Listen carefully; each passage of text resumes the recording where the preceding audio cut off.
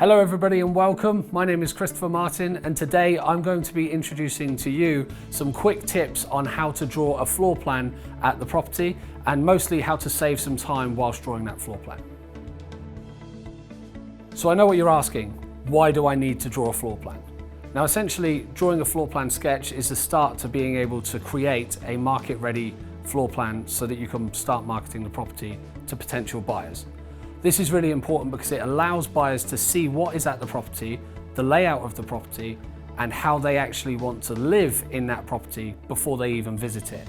Another added benefit whilst drawing the floor plan is that you can go around the property and see the best features for the property that will help you when marketing it. As well as that, you can also see the landscape of the property, the layout of the property, and where you can take the best photos to market the property in its best light. So now you may be asking, what do I include on a floor plan sketch?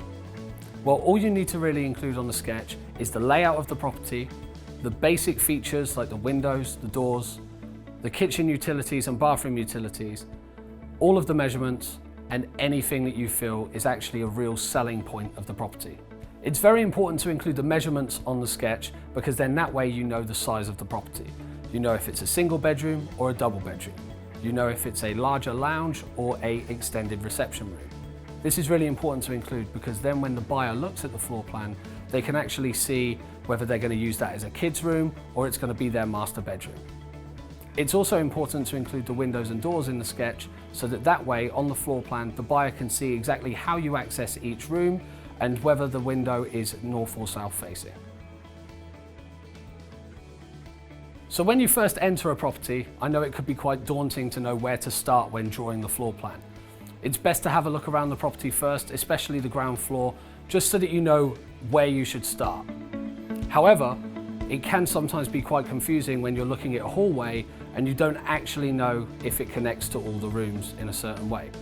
A really good tip to avoid any issues with this is to start with the biggest room first and then make your way around all the other big rooms, and the hallway will essentially draw itself. So if you have a look at this example, a good way to start in this one bedroom property would be to start in the corner, which would be the kitchen. After you draw this room, you can move on over to the reception room, draw the reception room, then you can move on down to the bedroom, draw all the measurements for this room, and then move over to the bathroom. After you've done this, the hallway essentially draws itself. You can now finalize the measurements of the hallway and add it in on your sketch. It's that easy. When you're measuring at the property, make sure you always measure in meters. If you have a look at your graph paper, each big square is 1 meter, each small square is 200 millimeters. This way, when you go around the property and draw every wall, you can sketch it out on the graph paper correctly so that it's to scale. So when you're measuring the property, the main things you need are the width and depth of every single room. However, some rooms are a little bit more complicated. Maybe they have a curve, maybe they have a bay window, or maybe they're an L-shaped. Some rooms could even be diagonal.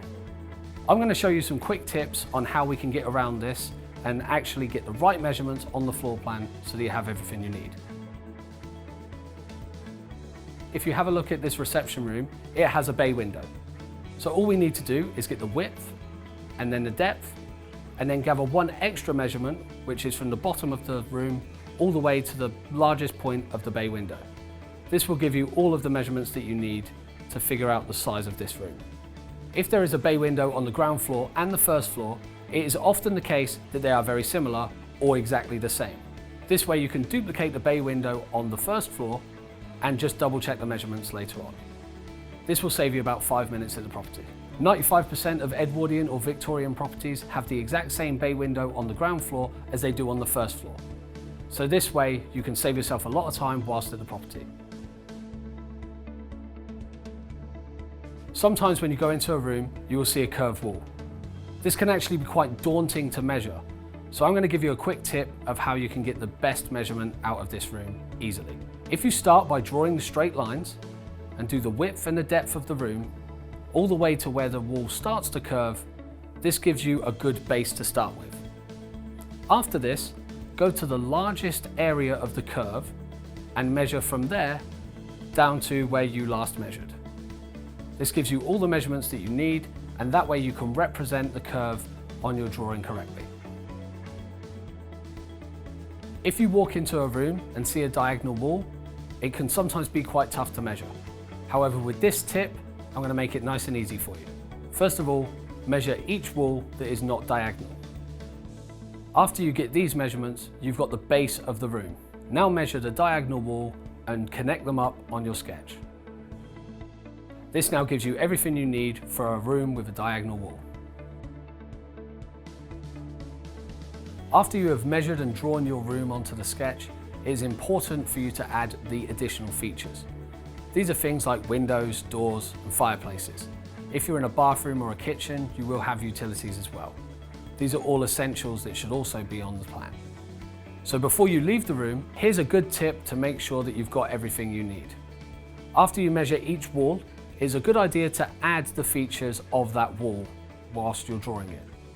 In this example, you can see we measure in the reception room the left-hand wall.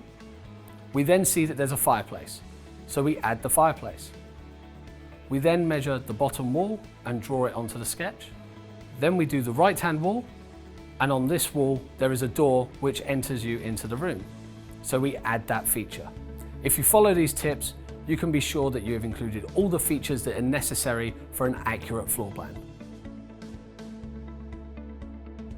If you enter a property that has restricted head height, it's important to add this to your sketch. Anything that is under 1.5 meters is considered restricted head height. In order to represent this restricted head height on the plan, just use dotted lines in the areas where the height is restricted. If there is cupboards or storage above, you can write eaves storage or cupboards, so that way everyone knows why the head height is restricted. This gives us all the information we need for a room with restricted head height. Whenever you're measuring a bedroom, don't forget to include cupboards and wardrobes. These are a really important part of the property and really good for the bedroom. This can make it incredibly hard to make out the measurements of that room if you forget to measure into the wardrobes. When measuring bedrooms, if you measure into the wardrobes and cupboards, you actually find a few extra square meters. This is because it's important to measure the actual size of the room, so you need to measure into these wardrobes and cupboards. This will affect your total square footage after drawing the floor plan. And this is really important because it helps add value to the property. Let me give you this tip about measuring wardrobes. Most wardrobes are actually 600 millimeters deep, so this is only 3 tiny squares on your graph paper. This makes it really easy when you go into a room, you know that you can sketch it straight away. It is always worth double checking these measurements, but after you see a few properties, you'll notice that the standard size is always the same. When you're in the kitchen and you're sketching onto the graph paper, make sure you include the countertops. A lot of countertops are a standard size of 600 millimeters deep. This is 3 squares on your graph paper. If you see that it is bigger than the standard size, then do measure it to make sure you're correct. Most of the time, if it has a hob or a sink, it is going to be 600 millimeters deep. It's only breakfast bars that get a little bit bigger than the standard size. It is important to add these onto the sketch because it's a feature of the kitchen that really helps the buyer know exactly what they can do whilst in the kitchen. Stairs are a really important thing to add at the property, and sometimes it can be quite hard figuring out where these go on the sketch. When you're sketching the stairs onto the graph paper, remember that the standard size for stairs is 800 millimeters deep. This is 4 small squares on your graph paper. Now, most hallways are actually double the size of the stairs, so this makes it really easy to gather the hallway quickly. Here's a checklist of things to remember while sketching the floor plan. Always measure in meters. Your graph paper has this laid out for you already. Each big square is 1 meter. Each small square is 200 millimeters. Draw the big rooms first and the hallways will draw themselves. If both floors have a bay window, then they are usually the same. Just make sure you measure both rooms so that you know they are to scale. If a room has a curved wall, start with the straight walls first and draw the curved wall last. This gives you the base of the room and saves you time. Make sure you include all the important features of the property on the sketch. This includes kitchen and bathroom utilities, as well as windows, doors, and fireplaces. It is really important to include all these features on the sketch as it helps a buyer feel like they are living in the home because they know what they can and can't do in each room. Stairs are usually 800 millimeters deep. This is the standard size for stairs in a property, and it is usually half the size of the hallway. Remember to double check all of your information whilst at the property.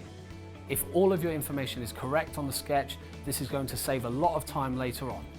Remember, someone is selling this property and someone is potentially buying this property. If any information is inaccurate, it will slow down the process. Thank you for taking the time to watch this video today. For more information on how to draw floor plans, visit the Property Box website.